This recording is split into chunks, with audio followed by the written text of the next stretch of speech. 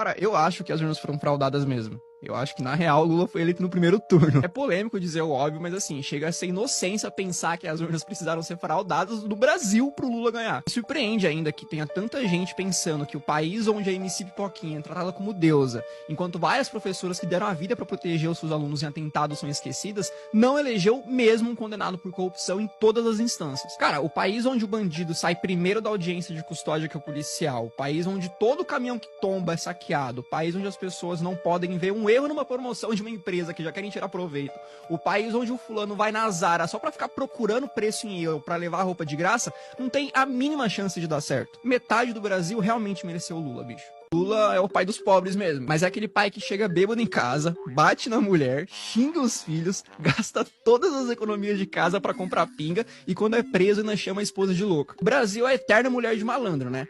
Então o PT se elegeu em 2003, se elegeu em 2006, se elegeu em 2010, se elegeu em 2014, quase se elegeu em 2018, se elegeu em 2022 dizendo que mudaria o Brasil, mas o nosso país continua um dos mais pobres, um dos mais corruptos e um dos mais violentos do mundo. Assim, se isso não é síndrome de Estocolmo, eu não sei o que é, cara. Se você é um cristão de esquerda, ou você não leu Marx, ou você não leu a Bíblia. O próprio Marx, além de ser um ateu e ter construído todo o seu pensamento através do materialismo e do ateísmo, dizia que a religião era o ópio do povo. O socialismo tem essa ideia, né?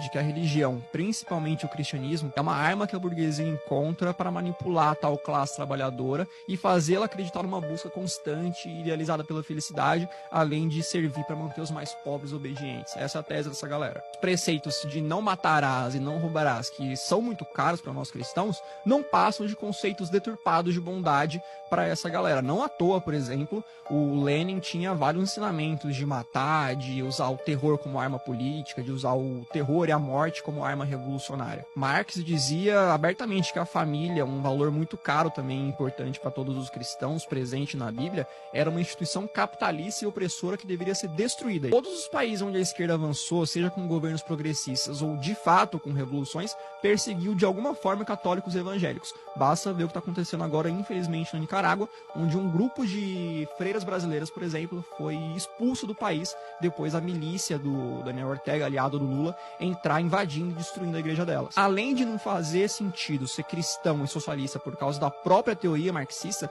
também não faz sentido ser cristão e socialista pela própria prática. Jesus pregava ali a caridade voluntária, não a tomada forçada da propriedade alheia. O jovem militante de esquerda é o exemplo vivo do porquê que eu defendo tanto o ensino de qualidade sem viés ideológico na sala de aula. Porque, mano, pensa comigo.